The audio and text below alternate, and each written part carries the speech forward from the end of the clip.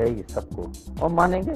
कोई अपराध नहीं किया है, कोई गलत नहीं किया है, तो न मन में कोई कमजोरी रहती है, न कोई अपराध बोध रहता है। मैं कोई शंकर तो हूँ नहीं कि नीलकंठ बन जाऊँ। सारा अमृत मुलायम सिंह जी पी लें और विष जो है मेरे गले में आ जाए। राज्यसभा में आना कि यही वजह है बड़ी, पार्टी ने मेरे ऊपर विश्वास किया। उर्वरक की कमी हो रही है, उर्वरक की ब्लैक मार्केटिंग हो रही है, किसानों तक नहीं पहुंच रहा है, उससे अधिक मूल्य लिया जा रहा है। वो शिकायतें अब खत्म हो गई हैं। सारे प्रोजेक्ट बहुत अच्छे हैं।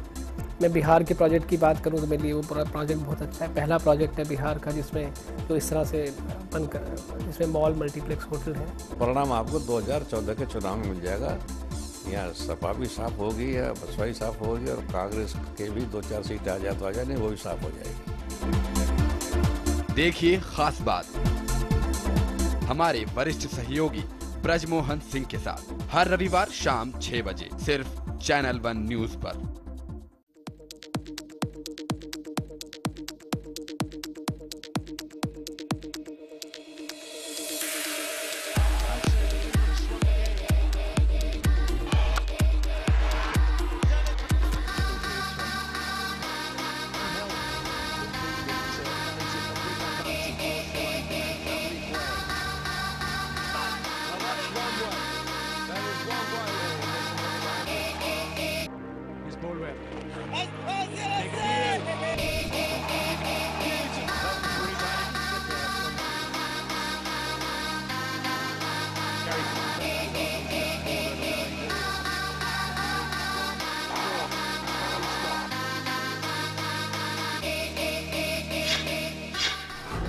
एशिया का किंग कौन?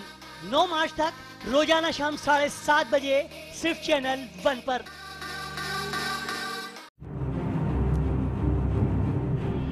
राजनीति के बदलते चेहरे, सत्ता का नया समीकरण, भावनाओं की आंधी से लोकतंत्र में विश्वास ढूंढती जनता, खबरों की असल हकीकत पर जिम्मेदारी की साख,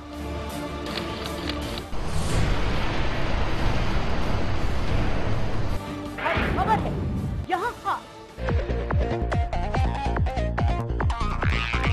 क्योंकि हर खबर पर है हमारी पैनी नजर। हम हैं चैनल 1 न्यूज, खबरों में एक कदम आगे।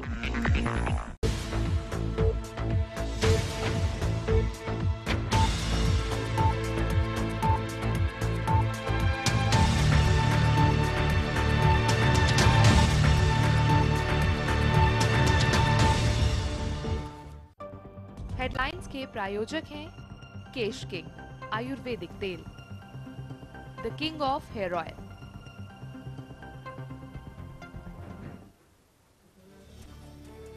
लालू को दोहरा झटका, सूत्रों के हवाले से खबर। आरजेडी के 13 विधायक हुए बागी, राज्यपाल से की अलग दल बनाने की मांग, दल बदल के लिए चाहिए 15 विधायक। लालू ने कहा खबर पूरी तरह सच नहीं।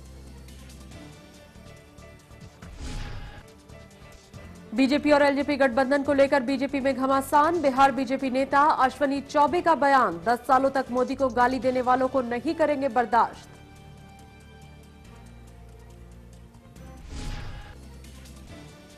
चिराग पासवान ने दिए बीजेपी से गठबंधन के संकेत, कहा गठबंधन पर पार्टी संसदीय बोर्ड लेगा आखिरी फैसला, जल्द होगी बैठक।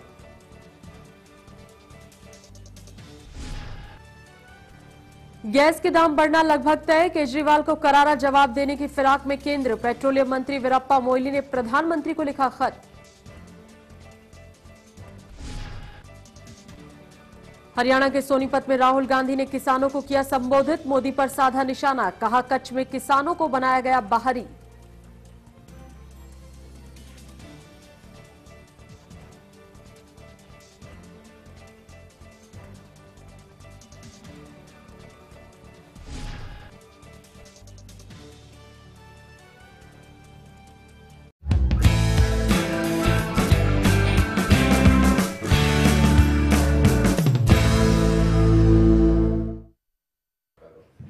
नमस्कार, मैं हूं वंदना चंदेल, बहुत बहुत स्वागत आप सभी का न्यूज लाइन में।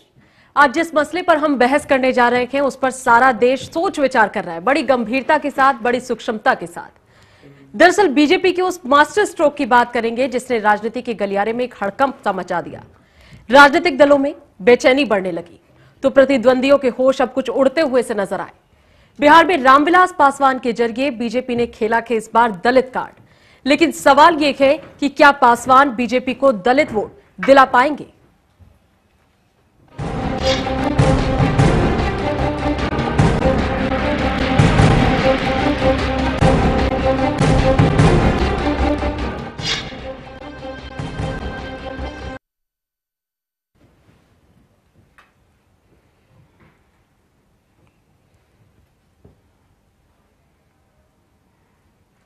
कमाल की बात यह है कि अचानक से लोक जनशक्ति पार्टी के सुप्रीमो रामविलास पासवान को अपना भविष्य नई दिल्ली में जो बनने वाली सरकार है वो बीजेपी में नजर आने लगा।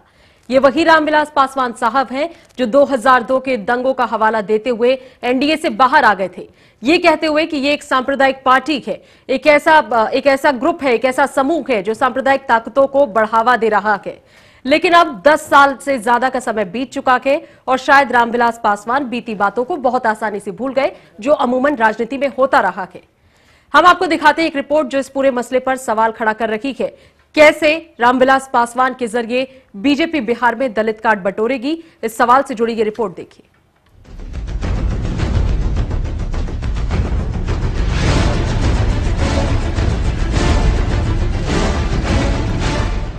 बीजेपी का मास्टर स्ट्रोक, पासवान अब बीजेपी के पाले में।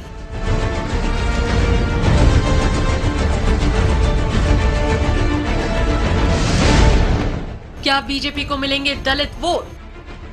राजनीतिक महत्वाकांक्षा या मजबूरी बड़ों को अपना नजरिया, चाल और परिभाषा बदलने पर मजबूर कर देते हैं।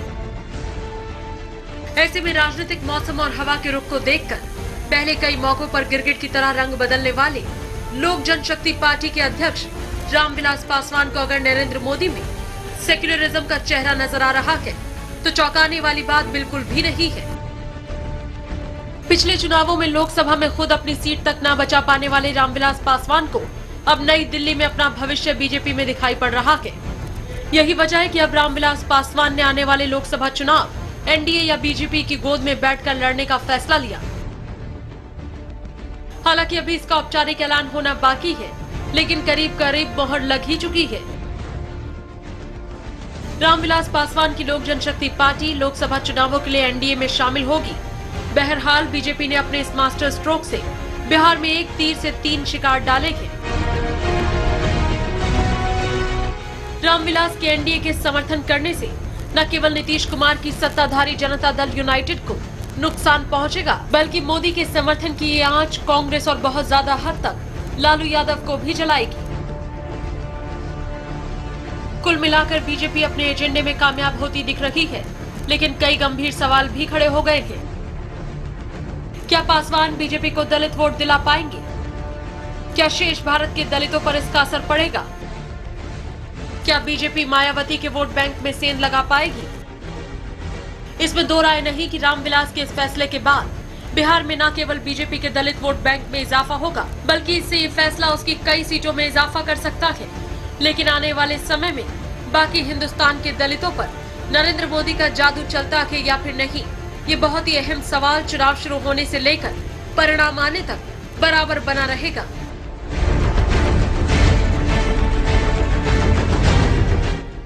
मनीष शर्मा की रिपोर्ट, चैनल 1 न्यूज के लिए।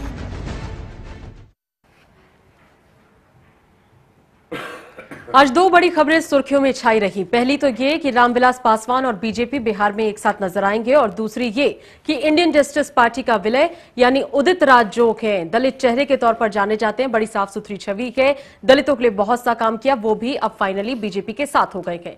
ये दो बड़ी खबरें हैं ऐसे मसले से जुड़ी हुई जो बहुत गंभीर है। देश बीजेपी के बारे में विचार कर रहा है, नरेंद्र मोदी के बारे में विचार कर रहा है, ऐसा बीजेपी बार बार कहती रही। लेकिन बीजेपी किस किस पक्ष के बारे में किस किस तरह से विचार कर रही है, ये जानना बड़ा दिलचस्प है। इसलिए आज चर्चा जो है वो बीजेपी के दलित कार्ड को लेकर के। हमारे साथ इस चर्चा को आगे बढ़ाने के लिए हमारा होनहार पैनल मौजूद है। अफजल अब्बास साहब जेडीयू से हमारे साथ हैं। अब्बास साहब, बहुत बहुत स्वागत आपका। हर्षरंजन जी वरिष्ठ पत्रकार के इस वक्त हमारे साथ हैं। हर्षरंजन जी, आपका भी बहुत बहुत स्वागत। हमारे राजनीतिक संपादक पॉलिटिकल एडिटर मनोज वर्मा जी भी इस दौरान हमारे साथ हैं। मनोज वर्मा, आपका भी बहुत बहुत स्वागत। अफजल अब्बास जी, सबसे पहले मैं आपसे ही शुरू करना चाहूंगी चर्चा को, चूंकि बिहार में जेडीयू जो है वो इस वक्त सत्ता में है और हर एक चीज, हर एक पॉलिटिकल डेवलपमेंट का आप लोगों से जुड़ा होना, आप लोगों पर असर पड़ना लाजमी सी बात है। आज जो ये खबर आई है बीजेपी और एलजेपी के गठबंधन को लेकर, इस पर आपका, आपकी पार्टी का क्या रुख? देखिए, रामविलास पासवान जी की अपनी उनकी पार्टी है, वो जहां जाए उनकी मर्जी है और मैं समझता हूँ कि जेडीयू पे बहुत ज्यादा इससे कोई फर्क नहीं पड़ने वाला है। इसके पहले भी वो चुनाव लड़े थे 2010 के 9 में भी और 10 में भी लड़े। उस वक्त लालू यादव और रामविलास पासवान दोनों एक साथ थे। देखिए, वहां पे दो दलित में कई कम्युनिटी के लोग आते हैं। रामविलास पासवान नो डाउट एक बड़े नेता हैं और एक नेम फेम नेता है, लेकिन वहां पे जो दलितों में 2-3 सेक्ट है, सिर्फ एक ही सेक्ट के ये मालिक रह गए हैं। मालिक के रहे, क्या होगा, ट्रांसफर करा पाएंगे नहीं करा पाएंगे मैं नहीं कर सकता जी। लेकिन वहां पे जब से महादलित का अलग आयोग बना और महादलितों के लिए इससे नीतीश कुमार ने बहुत सारा काम किए हैं, हमें नहीं लगता कि बहुत ज्यादा जदयू को रामविलास पासवान से घबराने की जरूरत है। और आज सवाल की अब जाने की बात है, जा रहे हैं बीजेपी में, मुझे नहीं करना चाहिए, बड़े नेता हैं। गालिब का शेर मुझे याद आ गया कि काबा किस मुंह से जाओगे गालिब, शर्म तुमको मगर नहीं आती। हमेशा रामविलास पासवान, मैं तो उस वक्त उनके पार्टी के साथ था जी। गुजरात दंगा था, उस वक्त भी था मैं, मुझे कहने में कोई शर्म नहीं। लेकिन इतना जो आदमी कभी ये कहा करते थे कि मैं जहर खा लूंगा, ऑन द रिकॉर्ड है, ऑन द एयर है, प्रेस कॉन्फ्रेंस में है, लेकिन एनडीए में नहीं जाऊंगा, मैं जहर खाना पसंद कर लूंगा लेकिन भाजपा के साथ नहीं जाऊंगा जी। इस जन्म की दूर की बात अगले जन्म में तक नहीं जा सकता है। ये कहा है कि उनके मिजाज क्यों बदला, क्या हुए, फिर सेकुलर मिजाज की हो गए या बीजेपी सेकुलर हो गई या क्या है, ये तो वही बता सकते हैं।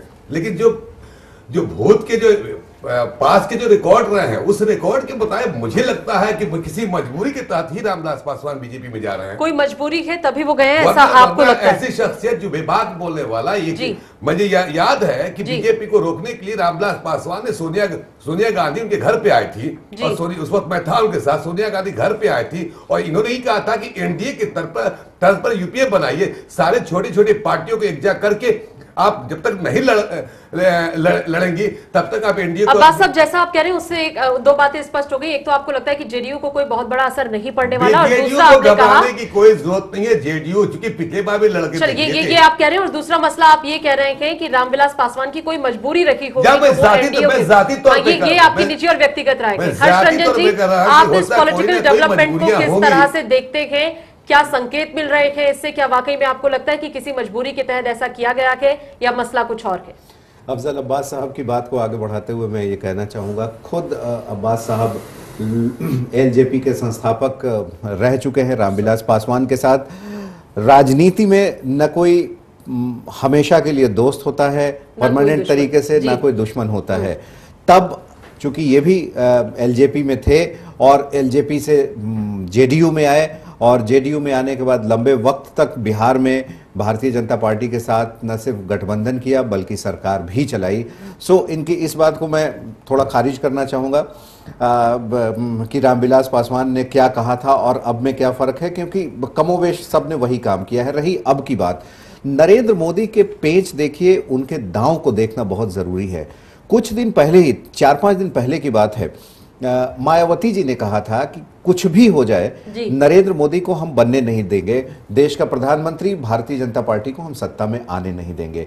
नरेंद्र मोदी अपने प्रचार अभियान में चारों तरफ से हर तरफ, कोई वो अंग्रेजी में कहावत है ना कि I leave no stone unturned, किसी भी मुद्दे को वो छोड़ना नहीं चाहते।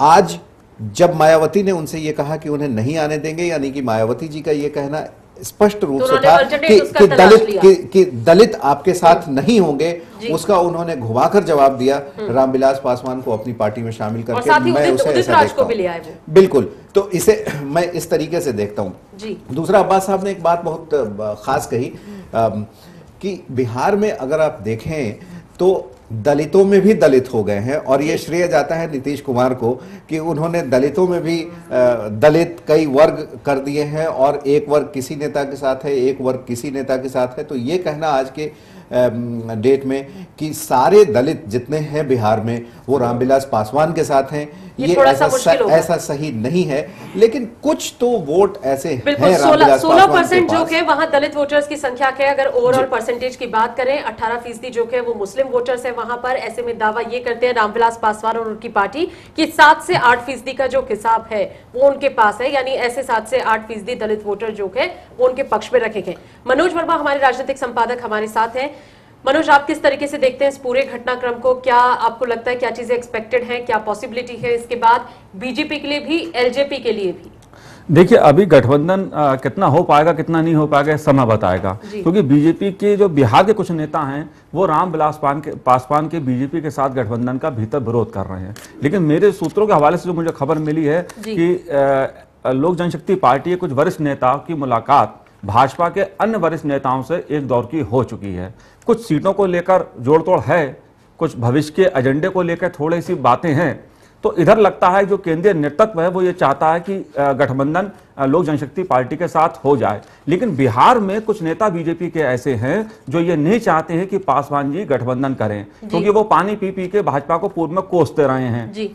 लेकिन जहां तक पासवान की अगर हम राजनीति को देखें, पासवान जी और उनकी पार्टी की राजनीति को, तो वो मौके के हिसाब से राजनीति करते रहे हैं। जब उनको लगा कि एनडीए में जाना चाहिए तब वो एनडीए में गए, जब उनको लगा गुजरात दंगों के कारण मुझे बाहर आना चाहिए तो वो बाहर आ गए। अब उनको लगता है कि नरेंद्र मोदी की जो सियासत है, जो भाजपा की एक हवा हमें दिख रही है देश में चुनाव से पहले, हो सकता है वो कहीं ना कहीं उनको चुनाव की वैतरणी पार करा दे और वो एक बार फिर अपने 4-5 सांसदों के साथ लोक जनशक्ति पार्टी के साथ संसद में आ जाएं और सत्ता की उस लड़ाई में शामिल हो जाएं जो चाबी उनके पास भी रहे गठबंधन। हर्ष रंजन जी इस मसले पर शायद कुछ कहना चाह रहे हैं। जी, मैं ये कह रहा हूं कि बहुत सही कह रहे हैं मनोज वर्मा जी कि रामविलास पासवान दरअसल किसी न किसी रूप में किसी न किसी पार्टी के साथ, अगर आप देखें उनके 20 साल का इतिहास, 25 साल का, तो वो मंत्री दरअसल बने रहना चाहते हैं। सरकार चाहे जिस पार्टी की भी हो, आप देखें बहुत गौर से, तो रामविलास पासवान किसी न किसी रूप में उसमें मंत्री रहे हैं। लेकिन इस बार भी उन्होंने जो दांव चला है कि बीजेपी की इतनी चर्चा चल रही है, नरेंद्र मोदी का ग्राफ अभी ऊपर है, हो सकता है ये सरकार बना ले तो उन्हें मंत्री बनने का मौका मिले,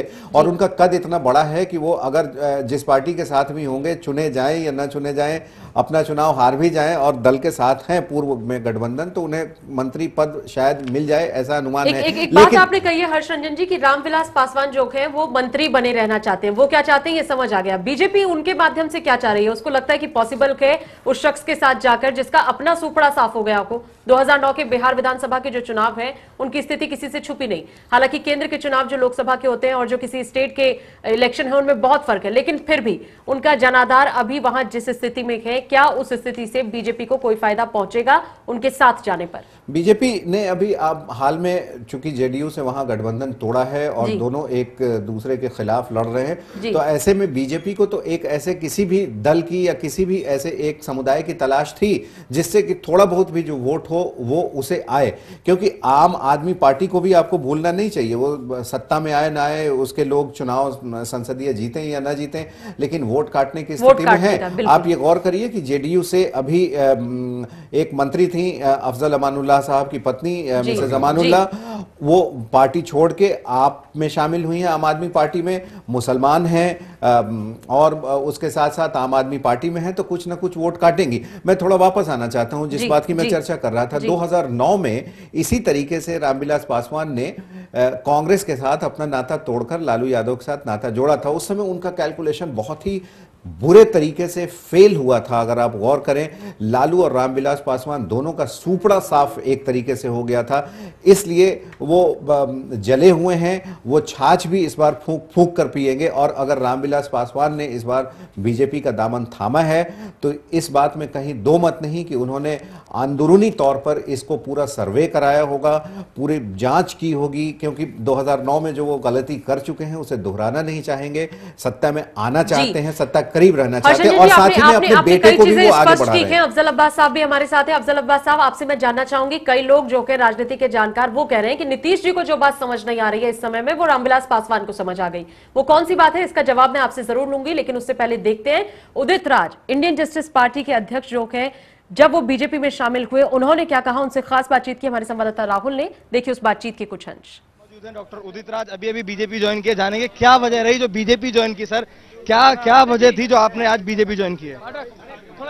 बीजेपी को ज्वाइन करने का दो कारण हैं, प्रमुख कारण है। और एक यह है कि प्रमुख कारण है कि दलित भागीदारी, आदिवासी भागीदारी प्रत्येक क्षेत्र में सुनिश्चित किया जाना चाहिए। और जो बीजेपी कर सकती है, पूर्व में ऐसा किया भी था और 10 साल हो गए कांग्रेस की हुकूमत को केंद्र में एक भी काम ऐसा नहीं किया। दूसरी बात है कि यह देश एक शक्तिशाली देश बने, खुशहाल देश बने और उसके बगैर मामला आगे नहीं बनता दिखता है। तो उसके लिए भी हम लोग दलित आदिवासी को जोड़ करके नरेंद्र मोदी जी को हम प्रधानमंत्री बनाना चाहते हैं। तो ये तो हमारे साथ गुजरात जिन्होंने बताया कि देखिए नरेंद्र मोदी देश के अगले पीएम बनने वाले हैं और लगातार अरविंद केजरीवाल झूठ बोल रहे हैं। वो डिबेट कर सकते हैं, वो सारे सबके सामने ला सकते हैं कि सिर्फ और झूठ का पुलिंदा लगा रखा है अरविंद केजरीवाल ने और देश इस समय बीजेपी को चाहता है। कैमरामैन संदीप के साथ राहुल शर्मा, दिल्ली। वो कुनबा जो थोड़ा सा सुकड़ गया था, बहुत छोटा हो गया था, बड़ा परेशानी जो थी एनडीए की वो बढ़ गई थी, अब वो धीरे धीरे कम होती हुई नजर आ रही है, क्योंकि एक तरफ एलजेपी और दूसरी तरफ उदित राज की पार्टी। हालांकि उदित राज कह चुके हैं कि हमारे पास पैसा नहीं है, कुछ और नहीं है, लेकिन 20 लाख अनुसूचित जाति जनजाति के कर्मचारी संघ के लोग हैं, उनके परिवार के और उनके दम पर की मैं बीजेपी के साथ हूं। अफजल अब्बास साहब हमारे साथ हैं जेडीयू से। अफजल अब्बास साहब, मेरा आपसे सवाल ये था उदित राज को सुनने से पहले, जैसा मैंने आपसे कहा, कई लोग ये कह रहे हैं कि जो बात पासवान समझ गए वो नीतीश नहीं समझ पा रहे हैं। दूसरा मसला ये है कि उदित राज जी भी अब उसमें जुड़ रहे हैं, पासवान भी उसमें जुड़ रहे हैं। राजनाथ सिंह ने एक राष्ट्रीय अखबार में इंटरव्यू दिया और इंटरव्यू के दौरान कहा है कि देशवासी और तमाम दूसरी पॉलिटिकल पार्टियां थोड़ी हैरत में आ जाएंगी जब वो देखेंगे कि चुनाव से पहले कई बड़े दल जो अब तक एनडीए में नहीं थे वो भी एनडीए में प्रवेश पाने के इच्छुक हो गए हैं और शामिल होने को तैयार बैठे हैं। मैं आपसे ये जानना चाह रही हूं, जब वो दूसरी पार्टियां जो हैं, आपकी विपक्षी पार्टियां भी जुड़ने को तैयार थे एनडीए में, आप लोग ऐसे समय पे अलग हो गए जब सर्वेस बता रहे हैं उनके फेवर में है चीजें, आकलन अनुमान जो भी सामने आ रहा है और कह रहे हैं देश में लोग कि भाई मोदी की हवा है, बीजेपी वाले ऐसा कह रहे हैं। आप लोगों को इसका पूर्वानुमान नहीं है या अभी तक इसका आभास नहीं हुआ या आपको लगता है कि आपका फैसला अब भी सही है? देखिए, इसे बिहार की जनता, ये जहां तक मैं समझ, चूंकि मैं भी बिहार से हूँ जी, मैं कतई मानने के लिए तैयार नहीं हूं कि ये जो आपका सर्वे, और स्पेशली बिहार की मैं बात कर रहा हूँ, क्योंकि बाहर खत्म होने, मैं देश भर के संदर्भ में बात कर रही हूं। बिहार से, चूंकि बिहार की बात की, नीतीश कुमार बिहार से हैं और जेडीयू मूलभूत जो है उसके मेनली जो है बिहार में ही है। नीतीश को आगे कहने का मकसद तो ये जाहिर होता है कि नीतीश कुमार को बीजेपी के साथ छोड़ना नहीं चाहिए था। लबोलबाब आपको कहने का मतलब ये, मैं ये कह रहा हूँ कि मेरा आपसे ये सवाल है, जानकार ऐसा कह रहे हैं कि पासवान जी चले गए, नीतीश जी का छोड़ना बेकार हो जाएगा। वही आप उसी पे हमारे जी। आपको बता दें, जब इसके पहले डेट याद नहीं है लेकिन कम से कम 4-5-6 महीना पहले, 5-6 महीना पहले से उससे भी ज्यादा हो गया होगा जी, नेशनल एग्जीक्यूटिव की बैठक जब पार्टी की हुई थी बीपी हाउस में, और शरद यादव जी भी थे, राष्ट्रीय अध्यक्ष थे, नीतीश कुमार थे, स्टेट फॉरवर्ड ये कह दिया गया था कि हम किसी भी कीमत पे हम बीजेपी छोड़ना नहीं चाह रहे जी। हम मोदी, मेरा नीतीश कुमार जी का या जेडीयू का, मोदी का जो कैरेक्टर रहा है, मोदी का, ठीक है, आज आप उसको कह सकती हैं कि कोर्ट ने उसको इक्विटल कर दिया और सुप्रीम कोर्ट ने बरी कर दिया।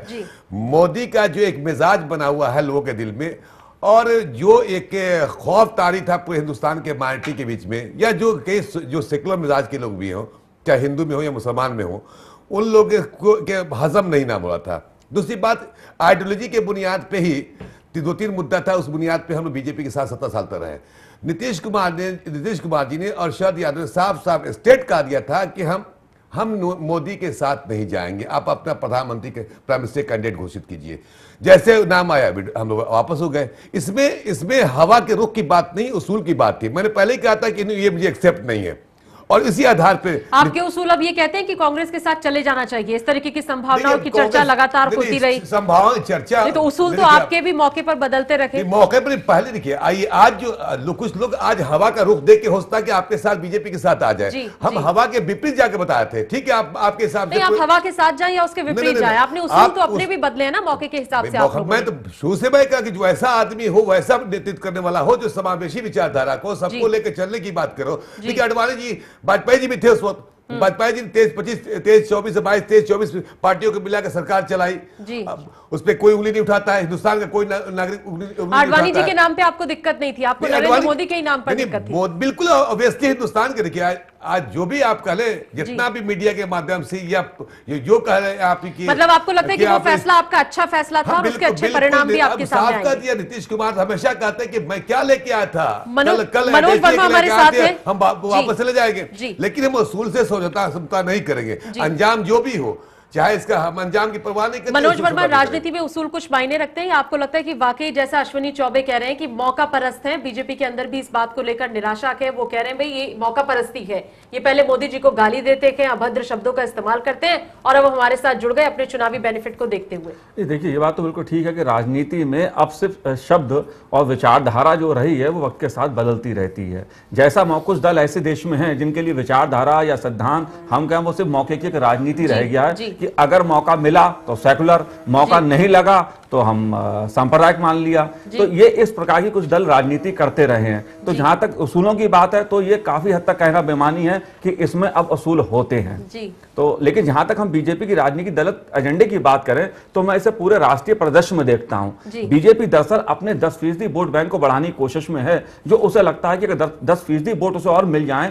तो वो कांग्रेस की जगह राष्ट्रीय स्तर पर ले सकती है। और दलित वोट बैंक ऐसा रहा है जो बीजेपी से काफी हद तक थोड़ा सा दूर रहा है। जो पिछड़े वर्ग में बीजेपी को समर्थन जितना मिला उतना दलितों में नहीं मिला। यही वजह है कि बीजेपी चाहे उदित राज हो, चाहे रामविलास पासवान हो या दलितों के महान नेता हो, इवन चाहे अंबेडकर जी हो या जगजीवन राम जी हो या के.आर. नारायण हो या दूसरे नेता इस प्रकार के हो, उनके नाम को भी बीजेपी भुना रही है। बीजेपी कुल मिलाकर आने वाले लोकसभा चुनाव को लेकर अपना दलित एजेंडा साध रही है और उसके लिए बीजेपी भी उन लोगों से हाथ मिलाने को तैयार है जो कल तक उसे गाली देते थे।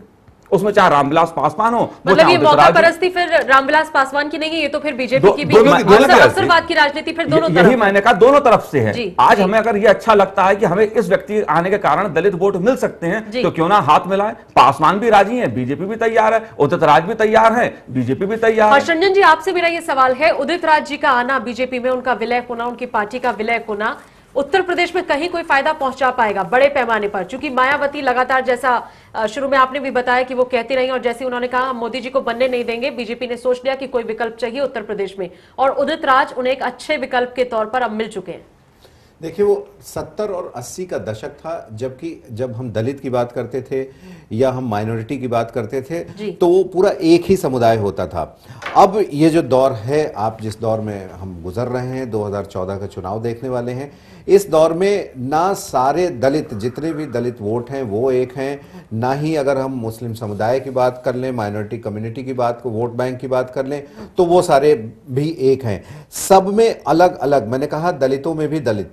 तो इस तरीके से अगर उदित राज जी की पार्टी को देखें कि उनका जो विलय हुआ है कुछ न कुछ जरूर आएगा, क्योंकि उनके साथ भी कर्मचारी वर्ग खास तौर पे काफी जुड़ा हुआ है, आप गौर करें, और एक समुदाय दलित का ऐसा है जो उनके साथ जुड़ा हुआ है। शायद उसकी संख्या बहुत ज्यादा ना हो प्रतिशत में, लेकिन अगर थोड़ा बहुत वोट की राजनीति में थोड़े बहुत वोट के फर्क से भी 0.5% और 1% का फर्क बहुत बड़ा हो जाता है चुनाव हारने। उदित राज ने मीडिया के सामने मुखातिब होते हुए जब पत्रकारों के सवालों के जवाब दिए तो उन्होंने कहा कि मायावती को हम टक्कर जरूर देंगे। क्या वाकई ये इतना आसान होगा उनके लिए? क्योंकि मायावती जो कि क्षेत्रीय पार्टी के, उनकी जमा जमाया इतिहास है राजनीति में, उनका बड़े पैमाने पर उत्तर प्रदेश के जो दलित हैं वो उनके वोट बैंक के तौर पर जाने जाते हैं, क्या ये इतना आसान होगा? देखिए इसके पहले वाले, जब अखिलेश यादव के पहले जब मायावती चुनकर आई थी तो आपको याद होगा भारी बहुमत से चुनकर उत्तर प्रदेश में विधानसभा चुनाव में उनकी जीत हुई थी। और उसके बाद एक ऐसा लोग अनुमान लगा रहे थे कि 2009 के लोकसभा चुनाव में काफ़ी बहुमत मिलेगा, काफ़ी अच्छी सीटें आ सकती हैं बहुजन समाज पार्टी को, लेकिन ऐसा कुछ हुआ नहीं और विधानसभा चुनाव में भी उनका सुपड़ा एक तरीके से साफ हो गया और साइकिल विजयी रही। तो कोई भी नेता जो भी है, उदित राज जी के बारे में मैं बात कर रहा हूं, अगर वो चुनाव के पहले आता है और जिसको टक्कर देने की बात करता है तो वो अपनी हार मान के नहीं आएगा, क्योंकि उससे उसके समर्थकों का कार्यकर्ताओं का जोश ठंडा होगा।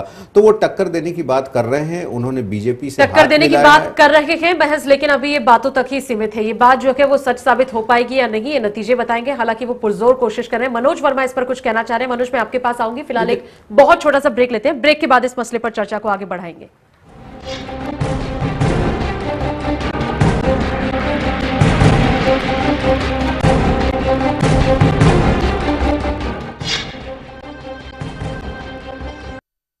प्रदेश सरकार इंटर पास गरीब छात्राओं की उच्च शिक्षा के लिए कन्या विद्याधन योजना चला रही है, जिसमें 20,000 रूपए की धनराशि दी जाएगी। अब तक 6 लाख से अधिक छात्राएं इस योजना का लाभ पा चुकी हैं। अधिक जानकारी के लिए संबंधित जिला विद्यालय निरीक्षक से संपर्क करें। सूचना एवं जनसंपर्क विभाग उत्तर प्रदेश द्वारा जनहित में जारी। डॉक्टर ऑर्थो इतना असरदार कि अब दर्द भी घुटने टेकेगा। वेदोवास हर्बल, आपके बालों के लिए सर्वोत्तम उपहार। वेदोवास हर्बल प्रोडक्ट्स। भाइयों बहनों, अब भारत को देर नहीं करनी चाहिए। नेक्स्ट जनरेशन इंफ्रास्ट्रक्चर पर बल देना होगा। हर एक आदिवासी गांव को शहर से भी बेहतर ऑल वेदर रोड कनेक्टिविटी से जोड़ा गया। गुजरात में आने वाले दिनों में वाटर ग्रिड कैसे हो, पूर्व से नर्मदा नदी को पश्चिम के कच्छ के सूखे रण तक पहुंचाया गया। गुजरात में नदियों को जोड़ने का काम कैसे हो, नर्मदा के साथ राज्य की 21 नदियों को जोड़ा गया।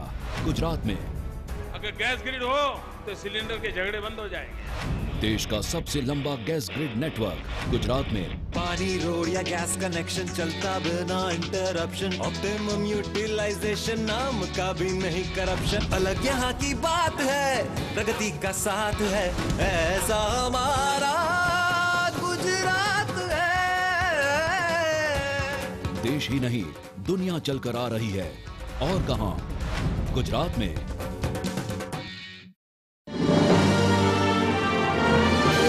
Global advertisers scaling new heights in outdoor media. जब ते देश में सब ते ऊंचे मिले गन्ने के दाम रे। गुड़ पे मीठा हरियाणा का नाम रे।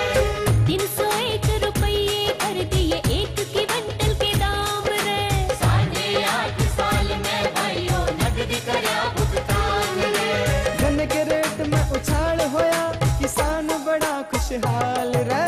बैठ करा में चाले तो होके वाला माल रे। हरियाणा में गन्ने का न्यूनतम समर्थन मूल्य 301 रुपए प्रति क्विंटल दिया जा रहा है, जो कि देश में सबसे ज्यादा है। इसका नकद भुगतान किया जाता है। हरियाणा के शुगर मिल्स पर इस वक्त इसका कोई बकाया नहीं है। कितना बदल गया हरियाणा।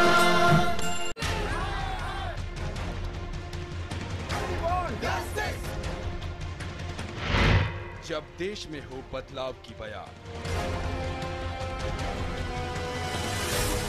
जब कटघरे में हो सरकार, जब लोकतंत्र पर हो संकट और जनता मांगे अधिकार, तो करनी होगी देश की बात। देखिए रविवार शाम 7 बजे और रात 10:30 बजे सिर्फ चैनल 1 पर।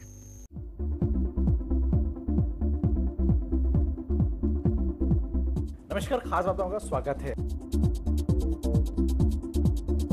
राष्ट्रीय अध्यक्ष जी का जो लास्ट डिसीजन है उसको तो मानना है ही सबको, और मानेंगे। कोई अपराध नहीं किया है, कोई गलत नहीं किया है, तो न मन में कोई कमजोरी रहती है, न कोई अपराध बोध रहता है। मैं कोई शंकर तो हूँ नहीं कि नीलकंठ बन जाऊँ। सारा अमृत मुलायम सिंह जी पी ले और विष जो है मेरे गले में आ जाए। राज्यसभा में आना कि यही वजह है बनी। पार्टी ने मेरे ऊपर विश्वास किया। उर्वरक की कमी हो रही है, उर्वरक की ब्लैक मार्केटिंग हो रही है, किसानों तक नहीं पहुंच रहा है, उससे अधिक मूल्य लिया जा रहा है। वो शिकायतें अब खत्म हो गई हैं। सारे प्रोजेक्ट बहुत अच्छे। मैं बिहार के प्रोजेक्ट की बात करूं तो मेरे लिए वो पूरा प्रोजेक्ट बहुत अच्छा है। पहला प्रोजेक्ट है बिहार का जिसमें तो इस तरह से जिसमें मॉल मल्टीप्लेक्स होटल है। परिणाम आपको 2014 के चुनाव में मिल जाएगा। यहाँ सपा भी साफ होगी, या बसपा भी साफ होगी, और कांग्रेस के भी 2-4 सीट आ जाए तो आ जाए, नहीं वो भी साफ हो जाएगी। देखिए खास बात। हमारे वरिष्ठ सहयोगी ब्रजमोहन सिंह के साथ हर रविवार शाम 6 बजे सिर्फ चैनल 1 न्यूज पर।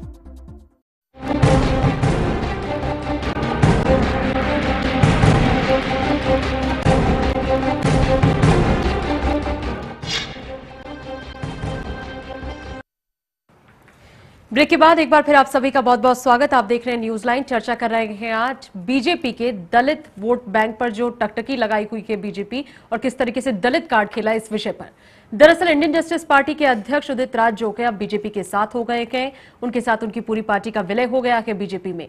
और दूसरी तरफ लोक जनशक्ति पार्टी को लेकर चर्चा जो के इस वक्त वो पुरजोर तरीके से चल रही है कि पार्टी जो है वो अब लोकसभा चुनावों में एक ज्वाइंट वेंचर के तहत यानी गठबंधन जो है होगा बीजेपी और एलजेपी का, और वो एक साथ चुनाव लड़ेंगे। बड़ी कमाल की और दिलचस्प बात है, लेकिन क्या ये दिलचस्प बातें बीजेपी को उस दिलअजीज सपने तक पहुंचा पाएंगी जिसका सीधा रास्ता सत्ता के सिंहासन से जुड़ा हुआ है। लोक जनशक्ति पार्टी के युवा नेता चिराग पासवान से जब इस मसले पर बातचीत की गई, उन्होंने क्या कहा वो आपको सुनवाते हैं। देखिए, मैं मोदी जी पे या मैं किसी पे अभी कोई टिप्पणी नहीं कर रहा हूं। मैं बस इतना कह रहा हूं कि हमारा पार्लियामेंट्री बोर्ड की बैठक होगी, उसके बाद कोई निर्णय लिया जाएगा। अभी हम गठबंधन को लेके ना कोई चर्चा कर रहे हैं, ना हमारी किसी से बात हो रही है, ना पुराने गठबंधन को लेके, ना कोई नए गठबंधन के बारे में कोई सोच चल रहा है। हम लगातार इसी मसले पर चर्चा कर रहे हैं। चर्चा को आगे बढ़ाएंगे अपने मेहमानों के साथ। अफजल अब्बास जी जेडीयू से हमारे साथ हैं, हर्ष रंजन जी वरिष्ठ पत्रकार इस वक्त हमारे साथ हैं, मनोज वर्मा चैनल 1 न्यूज के पॉलिटिकल एडिटर इस वक्त हमारे साथ हैं, और स्वागत कर रही हूं मैं विमला कश्यप सूद जी का जो बीजेपी से है। विमला जी बहुत बहुत स्वागत आपका। विमला जी, आप अभी चर्चा में हमारे साथ जुड़ी है। दलित कार्ड जो बीजेपी ने खेला है इस विषय पर हम लोग चर्चा कर रहे हैं। मेरा आपसे सीधा सवाल ये है, रामविलास पासवान और उदित राज जी दो बड़े नाम जो है आपकी पार्टी के साथ जुड़ गए हैं, कितना नफा या कितना नुकसान आप इसमें देखते हैं? मुझे नहीं लगता नुकसान होगा, फायदा क्या नजर आ रहा है? दलित वोट हमारे साथ आएगा और राजनीति में ना कोई किसी का हमेशा के लिए दुश्मन होता है और ना ही दोस्त होता है जी। राजनीति तो वैसे भी मौका परस्ती ही होती है और लगता है आप ये मानती है कि बीजेपी ने भी मौका परस्ती ही की है? नहीं, बीजेपी तो ऐसा कुछ नहीं है बीजेपी में। बीजेपी सत्ता में आने वाली है, मोदी जी के नाम पे सब जुड़ रहे हैं और इसलिए रामविलास पासवान ने उनके बेटे ने भी सोचा होगा कि कांग्रेस का डूबता जहाज ऐसा तो नहीं कि आप ही लोगों ने सोचा कि सब जुड़ रहे हैं पर दलित नहीं जुड़ पा रहे हैं, तो चलो अब कुछ और लोगों को जोड़ा जाए जो दलित वोट बैंक के तीमारदार हो या जिनको पता हो या जिनके पास इस वोट बैंक का अच्छा खासा अकाउंट हो। नहीं, ऐसा नहीं है, क्योंकि हमारे पास भी काफी अच्छा अकाउंट है। मोदी जी के नाम पे सभी जुड़ रहे हैं। मोदी जी के नाम पे रामविलास पासवान भी आपके साथ आ रहे हैं? वही रामविलास पासवान है विमला जी जो मोदी जी के नाम पर ही आपको 2002 में छोड़ के चल दिए थे? मैंने आपको पहले ही बताया कि राजनीति है, राजनीति में ना कोई किसी का दुश्मन ना किसी का हमेशा के लिए दोस्त होता है। राजनीति में कभी भी कोई किसी के साथ हो सकता है और कभी भी कोई मतलब संभावनाएं जो कि वो बरकरार रहती है। मनोज वर्मा हमारे साथ हैं। मनोज, आप इस पर कुछ कहेंगे? नहीं, विमला जी ने पहली बात बिल्कुल ठीक कही जो कहा कि राजनीति मौका परस्ती होती है। मुझे खुशी है कि एक राज्यसभा सांसद होने पर उन्होंने इस बात को स्वीकार किया, लेकिन मैं जो बीजेपी का उत्साह देख रहा हूं दलित वोटों के प्रति, उसके लिए थोड़ा सा हमें पीछे जाना पड़ेगा। जो हाल में 4 राज्यों के विधानसभा चुनाव हुए उसमें हमें एक चीज समझनी चाहिए कि जो इन 4 राज्यों में 79 करीब सुरक्षित सीटें थी, ऐसी सीटें थी, उसमें से बीजेपी ने अकेले 67 सीटें जीती हैं। इसमें बसपा को बहुत नुकसान हुआ, कांग्रेस को बहुत नुकसान हुआ। आप देखिए राजस्थान में 34 सुरक्षित सीटों में से अकेले 32 सीटें बीजेपी को मिली, 2 अन्य सीटें भी किसी अन्य कांग्रेस को या बीएसपी को नहीं मिली। इसी प्रकार हम छत्तीसगढ़ की बात करें, 10 में से 9 सीटें विधानसभा की बीजेपी ने ऐसी जीती। मध्य प्रदेश में 35 में से 28 सीटें उसे ऐसी सीटें पर जीत हासिल हुई। तो बीजेपी को मैं ये पासवान और उदित राज का एक जोड़ है उसमें। दरअसल नरेंद्र मोदी के नाम पर बीजेपी को लगता है चाहे वो दलित हो चाहे पिछड़ा हो उसे वोट मिल सकते हैं, इसलिए बीजेपी अब खुल के दलित कार्ड अपना खेल रही है, क्योंकि दलित ही एक ऐसा वर्ग बचा था जो बीजेपी को लगता था कि अगर ये वोट बैंक हमारे पास आ जाए तो अपर कास्ट, पिछड़ा वर्ग और प्लस दलित, ये तीन बड़े उसे सब वर्गों के वोट मिलेंगे, उससे वो केंद्र की सत्ता तक आसानी से पहुंच सकती है और सीटों में एक भारी इजाफा हो सकता है। मैं यहां पर एक आपको वंदना और पॉइंट बताना चाहूंगा कि बीजेपी को सबसे ज्यादा जो वोट मिले थे वो 1998 में मिले थे, लगभग 25% वोट लोकसभा के चुनाव में मिले थे और उसे कुल सीटें मिली थी 182। और पिछले अगर 2009 की बात हम करें तो बीजेपी को मिले 18.86% वोट मिले और सीटें मिली 116। कांग्रेस को मिले थे लगभग 29% वोट, 10% वोटों का अंतर रहा है बीजेपी और कांग्रेस के वोटों में 2009 के चुनाव में। बीजेपी चाहती है अगर 7-8% वोट भी हमें दलितों का मिल गया तो हम कांग्रेस को मात देके 200 पार सीटें हम लोकसभा की पा सकते हैं। यही वजह है कि बीजेपी वाजपेयी जी वाली स्थिति से सबक लिया के शायद बीजेपी ने, जहां एक वोट के चलते स्थिति जो कि पूरी वो पलट गई। आप ये कह सकती हैं, मैं सहमत हूं आपकी बात से, बीजेपी इस बार एक सीट और एक वोट पे अपना ध्यान केंद्रित कर रही है। अगर पासवान 4 सीटें जीत के आते हैं तो एनडीए की सीटें बढ़ेंगी। यदि उदित राज के कारण वोट बैंक बढ़ता है दलितों का तो बीजेपी उस पर भी अपना गेम खेल रही। अफजल अब्बास जी, आप इत्तेफाक रखते हैं मनोज वर्मा की इस बात से जो वो कह रहे हैं कि स्थिति फिलहाल ऐसी बनी हुई है कि बीजेपी वैसे तो खुद ही बहुत अच्छा कर रही है, लेकिन अब उसे लग रहा है कि अगर कहीं कोई चूक भी है तो उसकी भी गुंजाइश खत्म कर दी जाए। देखिए, हर पार्टी नहीं, बीजेपी की बात नहीं है, हर आदमी चाहता है कि मेरे साथ एक कोलिशन बने और एक मैसेज आता है कि हमारे साथ फलां नेता आ गया, फलां पार्टी आ गई, तो एक आम मतदाताओं में ये मैसेज आता है कि इनका ग्रुप एक स्ट्रांग हो गया। मुझे लगता नहीं है, जैसे मुझे अपने जाती तौर पे मुझे लगता नहीं कि बहुत ज्यादा बीजेपी को रामविलास पासवान और उदित जी के आने से फायदा होने वाला है। देखिए, लाख रगड़ रह जाइए, उत्तर प्रदेश में मायावती का जो वोट दलितों में पकड़ है उसमें उदित राज और रामविलास पासवान नहीं कर सकते। क्योंकि मैं था उस वक्त, रामविलास पासवान कई मतलब 200-300-400 समथिंग वहां पे विधानसभा चुनाव होते थे, उसमें लड़ाते थे। उसके बावजूद भी, दलित होने के बावजूद भी वहां एमएलए में कोई को जिता नहीं पाए उत्तर प्रदेश से आज तक। इसका मतलब यह है कि हर सेक्टर में कहीं ना कहीं एक जो पहले से जिसका वर्चस्व है वो बरकरार है। बिहार के परिप्रेक्ष्य में अगर कहा जाए तो बिहार में 2-3 कम्युनिटी के लोग हैं जो दलितों में शुमार किए थे। रामविलास पासवान का 4 पॉइंट समथिंग 4%, 4.4 पॉइंट जो है परसेंट जो है वो पासवान जाति से आते हैं, उसे माना जाता है। उसमें कितना परसेंट उनको मिलेगा, मैं उस वक्त था, मैं बड़ी ईमानदारी के साथ कहना चाहता हूं कि हाजीपुर का चुनाव रामविलास पासवान हार गए, उसमें 62,000 और 67,000 सिर्फ पासवान का वोट जो था इनके एंटी गया था। उस वक्त मैं था पार्लियामेंट पे, 68,000 पासवान जाति का वोट इनके खिलाफ गया, जिसकी वजह से चुनाव हार गए। तो ये ऐसा नहीं है कि हम मुसलमान हैं तो पूरे हिंदुस्तान के मुसलमान मेरा लब्बैक कह के मुसलमान साथ देंगे। आज की परिप्रेक्ष्य में ये कहना बहुत कठिन है। हाँ, एक समूह है, लालू यादव का यादव पे ग्रिप है, मुलायम सिंह का भी यादव पे ग्रिप है, आपका किसी और कम्युनिटी में ग्रिप है, लेकिन इज्तिमाई तौर पर यह कहा जाए कि सारे के सारे जो है मेरे साथ आ जाएंगे, हम चले जाएंगे, वहां चले जाएंगे, तो ये मुझे बहुत ज्यादा इस पे मतलब यकीन नहीं हो रहा। बहुत ज्यादा आपको यकीन नहीं है। कमल किशोर जी कांग्रेस से इस वक्त हमारे साथ जुड़ रहे हैं। कमल किशोर जी, बहुत बहुत स्वागत आपका। कमल किशोर जी, आपसे मेरा ये सवाल है कि आज दिन भर एक खबर है जो सुर्खियों में रखी, चर्चा में रखी, और इसी विषय पर हम लोग भी बातचीत कर रहे थे। मसला ये है कि एलजेपी जो है अब वो अलायंस करने जा रही है बीजेपी के साथ, यानी एनडीए अपना कुनबा बढ़ा रहा है। इंडियन जस्टिस पार्टी से उदित राज आते हैं, 2 बड़े दलित चेहरे इस वक्त बीजेपी के साथ है। ये जो एक्सपेंशन है, आवाज नहीं आ रहा मैडम, दोबारा क्वेश्चन करिए, आवाज कट रही है। कमल जी, आप सुन पा रहे हैं हमें? हाँ, अब ठीक है, अभी चलिए बात करिए। जी कमल जी, मैं आपसे ये जानना चाह रही हूं कि एलजेपी और इंडियन जस्टिस पार्टी दोनों जा रहे हैं बीजेपी की तरफ। इंडियन जस्टिस पार्टी पहुंच चुकी है और एलजेपी अभी रास्ते में पहुंचने वाली है। ये जो अलायंस होगा, बीजेपी जो अपना कुनबा बढ़ा रही है, एक्सपेंशन कर रही है, आप इसे किस तरीके से देखते हैं?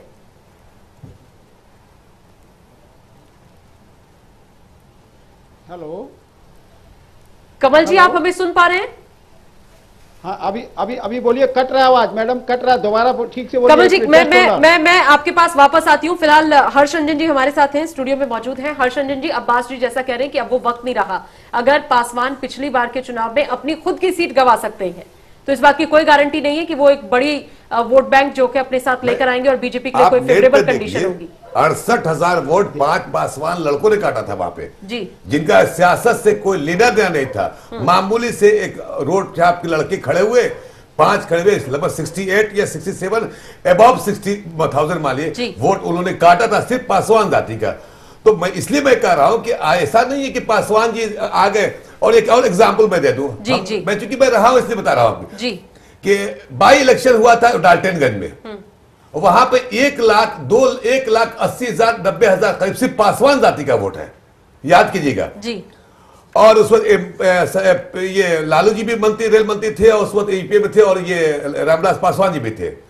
1,80,000 पासवान का डाल्टनगंज में होने के बावजूद भी 28,000 वोट पर सिमट गए थे बाई इलेक्शन में।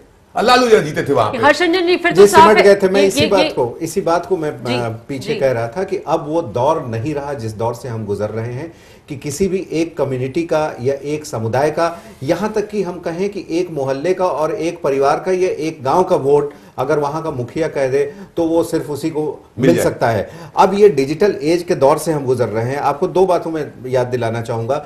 बिहार की यही हाजीपुर सुरक्षित लोकसभा की सीट है जहां से रामविलास पासवान 4 लाख से भी ज्यादा, लगभग 5 लाख वोटों से जीते थे, जिसका Guinness book of world record में एक रिकॉर्ड है। और ये रिकॉर्ड तोड़ा था और ये वही सीट थी जहां से वो खुद का चुनाव हार गए। यानी कि अब की जो स्थिति है, एक परिवार में लोग सोच रहे हैं, जरूरी नहीं है कि पति अगर जिसको वोट दे रहा हो तो उनके पिताजी भी और उनकी माताजी, पत्नी और बच्चे भी उसी पार्टी को वोट दें। सब अपनी अपनी सोच रख रहे हैं, सब अपने अपने हिसाब से सोच समझकर चल रहे हैं। इसलिए ये मानकर चलना, क्योंकि हम एक डिजिटल एज से गुजर रहे हैं, आपको ये भूलना होगा, आपको ये याद कर रखना होगा कि 2014 के पहले जितने भी चुनाव हुए ना, इन चुनाव में सोशल मीडिया इतना पावरफुल था, ना उस समय इतने एप्लीकेशंस थे एंड्रॉयड के, व्हाट्सएप जैसे और फेसबुक जैसे और ट्विटर जैसे, जहां से सूचनाएं आती हैं। अब क्या है, सूचनाएं आपके पास दौड़ के आती हैं। पहले सूचनाओं तक आपको पहुंचना होता था, लाइब्रेरी जाना होता था, रेडियो टेलीविजन सेट खोल के बैठना होता था। अब आपके पास सूचनाओं के लिए प्रॉम्प्ट आता है। दिन में पहले आप अगर 2 सूचनाएं देखती थी, अब आपके पास हजारों सूचनाएं आती हैं। उसके हिसाब से आप तो कुल मिलाकर आप कहना चाह रहे हैं कि वोटिंग पैटर्न चेंज हो गया, इसलिए इस प्लानिंग पे कुछ खतरा हो सकता है। और इसी वोटिंग पैटर्न चेंज होने का नतीजा आपने देखा पिछले दिल्ली के विधानसभा चुनाव में कि किस तरह आम आदमी पार्टी की जीत हुई, जिसकी संभावना लोग नहीं के बराबर जता रहे थे। मनोज वर्मा, क्या आपको लगता है हर्षरंजन जी जैसा कह रहे हैं और अफजल अब्बास भी जैसा कह रहे हैं, बदलता वोटिंग पैटर्न जो है वो बीजेपी की प्लानिंग को चौपट कर सकता है या धक्का लगा सकता है? मैं कुछ हद तक सहमत हूं कि वोट का जो देने का पैटर्न है वो बदल रहा है। लेकिन अगर मैं उत्तर प्रदेश और बिहार के राज्यों की बात करूं, बिहार जैसे राज्यों की, तो आज भी मोटे तौर पे वहां जात के आधार पे ही वोट पड़ता है, जात के आधार पे ही उम्मीदवार राजनीतिक दल तय करते हैं। अगर ऐसा होता तो नहीं चुने जाते ये सब। जहां तक शहरी क्षेत्रों की हम बात करें, दिल्ली जैसे हर्ष भाई कह रहे हैं, दिल्ली जैसे क्षेत्रों में, तो दिल्ली जैसे क्षेत्र एक अपवाद हो सकते हैं जो शहरी क्षेत्र हैं कि इनमें लोग जाति की दीवार को नहीं देखते हों। लेकिन जफर भाई मानेंगे बिहार और उत्तर प्रदेश जैसे दल है जहां से एक जगह से 80 सीटें आती है, एक जगह 40 सीटें आती हैं, यहां पर आज भी जाति के आधार पर ही वोट पड़ता है। और उसमें चाहे दलित हो, चाहे पिछड़ा वर्ग हो, चाहे महादलित हो, चाहे मुसलमान हो, एक बहुत बड़ी भूमिका निभाते हैं हार जीत में। इसे स्वीकार करना पड़ेगा हमें। आपकी बात बिल्कुल सही है। मैंने भी कहा कि पूरा 100% मैं नहीं कहा कि ये होता है, लेकिन आज जो अभी एपिसोड बिहार में हुआ है उस पर चर्चा नहीं हो रही है कि आरजेडी के 13 विधायक, जहां तक मैं टीवी पे देखा अपने घर पे, 13 विधायक जेडीयू में शामिल हो गए या जैसे भी शामिल हुए, उसमें आपने देखा उससे माइनॉरिटी के भी एमएलए है और यादव कम्युनिटी के भी है। कहने का मतलब यह है कि हर आदमी देखिए पॉलिटिकली जो है आदमी बुस्टअप हो चुका है। पहले वाली बात नहीं थी कि एक बार डंडा घुमाया सबके सब है। दरोगा राय जी जब सीएम हुआ करते थे बिहार के, तो लोग कहते एक पैर पे खड़े हो जाते, तो लोग एक पैर पे खड़ा हो जाते थे। आज वो बात नहीं है। हर आदमी अपना मुफाद देख रहा है, अपना फ्यूचर देख रहा है, अपना भविष्य देख रहा है, अपने क्षेत्र का मुस्तकबिल देख रहा है। यही वजह है कि नीतीश कुमार कॉन्फिडेंट है कि मैं अपने काम के बल पे बिहार में जीतूंगा। देखिए, आप देखिए नीतीश कुमार की आबादी कितनी है, आप जिसकी बात करें बहुत कम आबादी है, लेकिन कास्ट, क्रीड, रिलीजन से उठ के विकास के नाम पे बिहार में नीतीश कुमार को वोट दिया। हम मुसलमान होने के बावजूद भी इस इश्यू पे कि बिहार का डेवलपमेंट हो रहा है, 15 साल से अराजकता फैली हुई थी, लालू यादव की हुकूमत थी, हम लोगों ने बीजेपी को वोट दिलवाया था कि नहीं नीतीश कुमार की गवर्नमेंट आनी चाहिए। मैं इससे गवाह हूं। तो कहने का मतलब मिजाज बदला है लोगों का, वोटर का मिजाज बदला हुआ है। हाँ, कहीं ना कहीं कुछ ना कुछ असर पड़ता है, लेकिन 100% असर पड़ेगा, मैं इससे पूरी तरह मुत्तफिक नहीं। विमला जी, ये जो दलित कार्ड बीजेपी खेल रही है, आपको लगता है कि प्लानिंग बड़ी सक्सेसफुल होगी? खासकर मैं उत्तर प्रदेश के सिनेरियो में अगर बात करूं, जहां पर पहले की मायावती जो है वो बहुत अच्छा कब्जा है उनका, सीधे तौर पर कहूं तो वोट बैंक जो है उनके पास बहुत बड़ा है दलितों का। आपको लगता है कि उदित राज के साथ आने से कुछ फर्क पड़ेगा, कुछ चेंजेस होंगे? जैसे अफजल अब्बास जी कह रहे हैं नहीं बहुत फर्क नहीं पड़ेगा, बड़ा टफ होगा। आप बंदा जी एक बात सुनिए, याद होगा जी जेपी आंदोलन में एक सिर्फ इमाम बुखारी साहब जामा मस्जिद से ऐलान किया, पूरे हिंदुस्तान का मुसलमान एक प्लेटफॉर्म पर खड़ा हो गया था और एंटी कांग्रेस ने वोट दिया था। आज वही बुखारी साहब ऐलान करके दिखा देंगे पूरे हिंदुस्तान का मुसलमान शायद ये संभव नहीं है। दलितों की बात करो, आज लोग पढ़े लिखे हैं, इसलिए पेपर भी पढ़ते हैं, हर दिन की उनके पास पढ़ लिख के समझदार बन गए हैं और लोग एक लाइन पे नहीं चलते हैं, चाहे मुसलमान वोटर हो, चाहे दलित हो, चाहे अनुसूचित जाति का हो, किसी भी जाति का हो, वो अपने दिमाग से भी काम करते हैं। जैसे कि अभी कहा कि ऐसे जरूरी नहीं है कि अगर पति एक लोग को अपने वोट दिमाग देगा, से काम कर रहे हैं, वो वोट सोच समझ के करेंगे, ये बात हमें समझ आती है। हम ये जानना चाह रहे हैं बीजेपी किस रणनीति के तहत ऐसा कर रही है? बीजेपी तो सत्ता में आना चाहती है और आएगी। मोदी के पीछे लोग आ रहे हैं, मोदी के पीछे ही उदित राज ने भी बीजेपी ज्वाइन करी है और बाकी भी पार्टियों ने, जैसे रामविलास पासवान के बेटे ने भी समर्थन बीजेपी के साथ तालमेल जोड़ा किया है। ये सब इसीलिए कि मोदी, सबको पता है कि मोदी आने वाला है। चलिए, आपको ऐसा लगता है कि सबको पता है मोदी आने वाले हैं और वो आते हैं या नहीं ये देखना होगा। फिलहाल कमल किशोर जी एक बार फिर हमारे साथ जुड़ रहे हैं फोन लाइन पर। कमल किशोर जी, स्वागत आपका। कमल किशोर जी, मेरा आपसे ये सवाल है कि बीजेपी एक्सपेंशन कर रही है, दलित कार्ड खेल रही है, इंडियन जस्टिस पार्टी को भी बुला लिया और अब एलजेपी को भी बुलाने की ऑलमोस्ट तैयारी हो चुकी है। कांग्रेस इसे किस तरीके से देख रही है?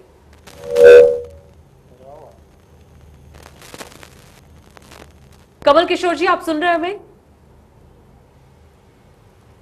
कमल किशोर जी से हमारी बात नहीं हो पा रही है। मनोज वर्मा हमारे पॉलिटिकल एडिटर हमारे साथ हैं। मनोज, आपको क्या लगता है कितनी पॉसिबिलिटीज जो कि इस दलित कार्ड को खेलने के बाद बीजेपी के लिए बढ़ जाती है, उत्तर प्रदेश की खासकर हम बात करें तो? देखिए, बीजेपी के लिए उत्तर प्रदेश और बिहार दोनों बहुत महत्वपूर्ण है। पिछली बार बिहार में जेडीयू के साथ बीजेपी ने काफी हद तक अच्छा किया था, जेडीयू ने भी मिलकर चुनाव लड़ा था, दोनों को उस दल का फायदा हुआ था। लेकिन उत्तर प्रदेश की जमीन जो है वो बीजेपी के लिए एक बहुत बड़ा चुनौती बनी हुई है। पिछली बार 9-10 सीटें उनको मिली थी वहां पर, और अगर दिल्ली में सरकार बनानी है बीजेपी को तो वो रास्ता उत्तर प्रदेश और बिहार से ही होकर आता है। और इन दोनों प्रदेशों में दलित वोट बैंक एक महत्वपूर्ण भूमिका हार जीत में निभाता है। मायावती, इसमें कोई शक नहीं है कि मायावती एक ताकतवर दलित नेता हैं उत्तर प्रदेश की, जो बिहार में भी, मध्य प्रदेश में भी, राजस्थान में भी कई सीटों को उनका दलित वोट बैंक प्रभावित करता है। यही वजह है कि जब मायावती ने 2 दिन पहले चुनौती दी कि मोदी को प्रधानमंत्री नहीं बनने देंगी, तब बीजेपी ने भी अपने पत्ते खोलने शुरू किए और उन दलित नेताओं को एक एक कर जोड़ना शुरू किया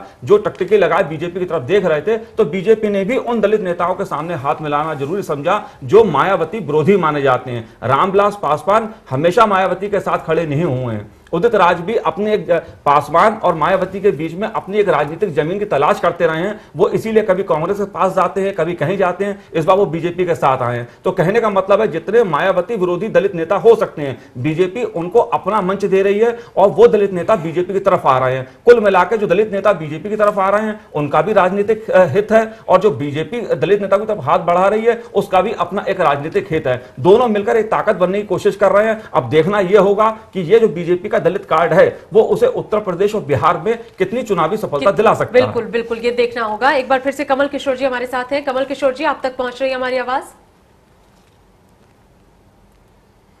कमल किशोर, आप सुन पा रहे हैं हमें?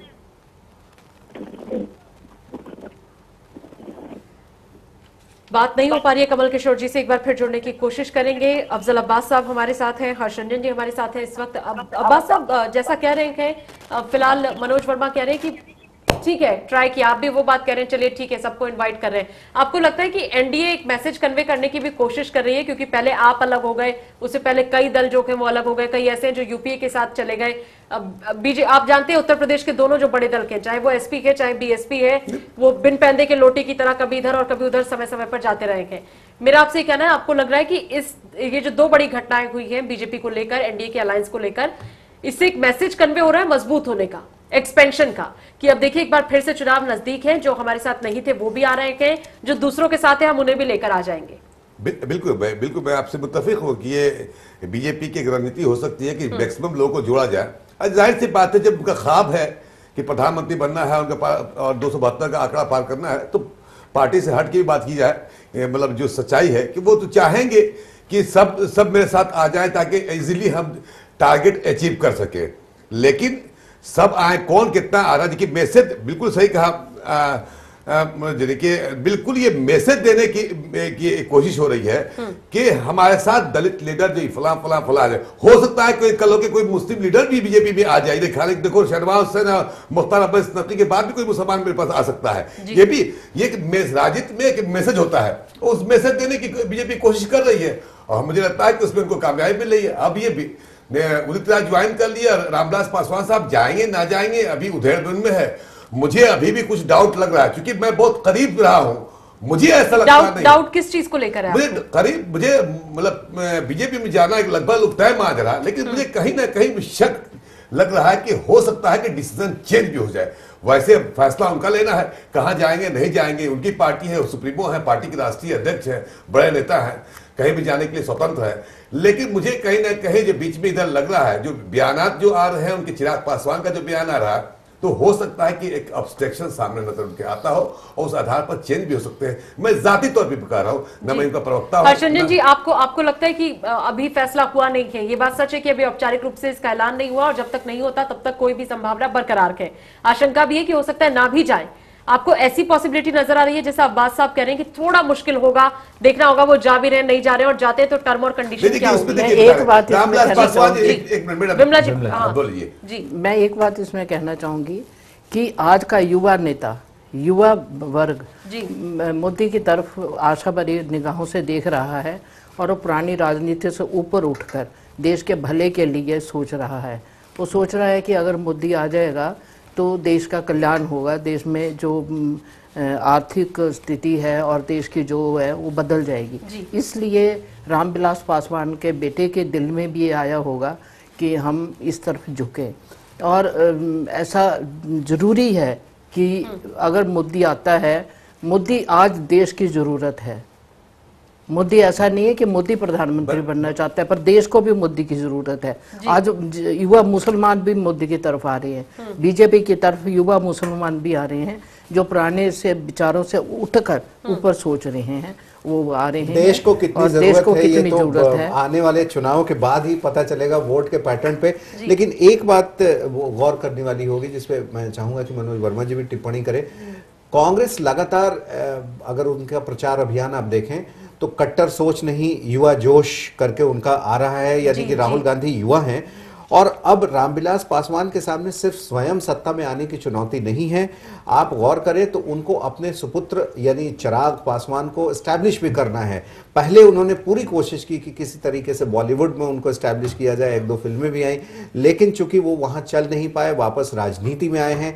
इसके पहले बिहार में रामविलास पासवान ने जी तोड़ कोशिश की थी अपने भाई, अपने छोटे भाई को स्थापित करने की राजनीति में, वो भी विधायक तक रहे लेकिन बहुत बड़े नेता के तौर पर नहीं उभर पाए। बहरहाल चिराग पासवान एक युवा नेता हैं, नई सोच के साथ आए हैं। बीजेपी से अगर वो जुड़ते हैं तो ना सिर्फ बीजेपी यहां दलित कार्ड खेल रही है, बल्कि ये भी जताना चाहेगी कि देखिए हमारे साथ युवा नेता लोग भी जुड़ रहे हैं। यही वजह है कि अभी आप देखेंगे कि बयान जो आ रहे हैं वो रामविलास पासवान की बजाय चिराग पासवान के तरफ से आ रहे हैं।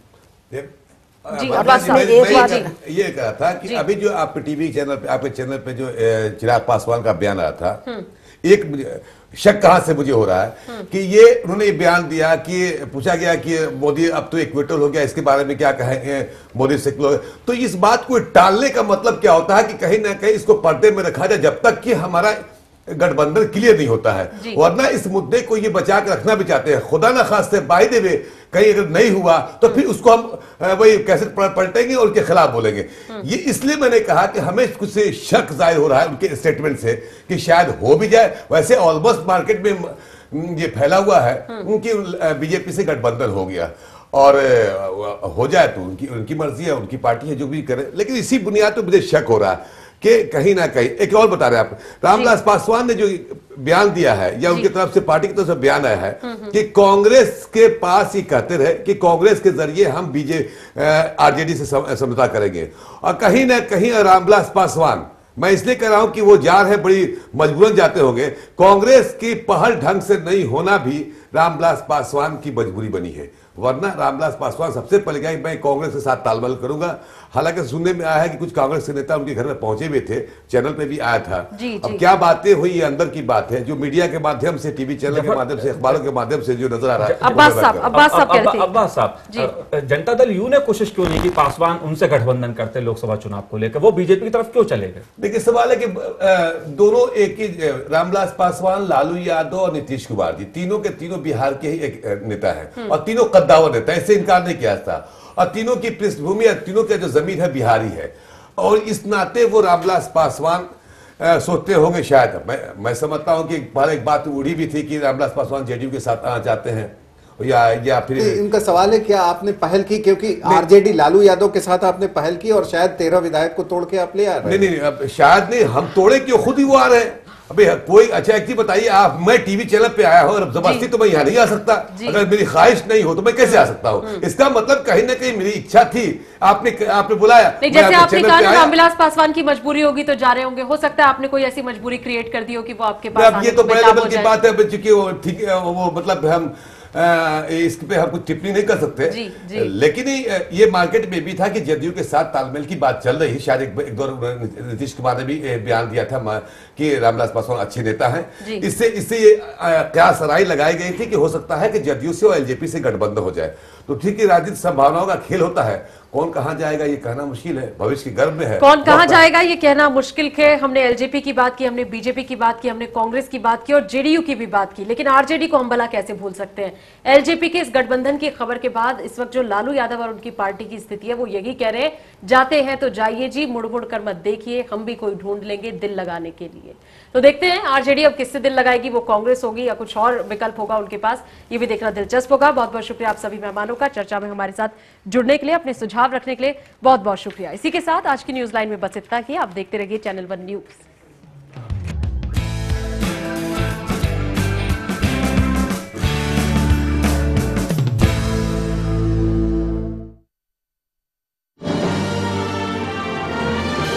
Global advertisers scaling new heights in outdoor media.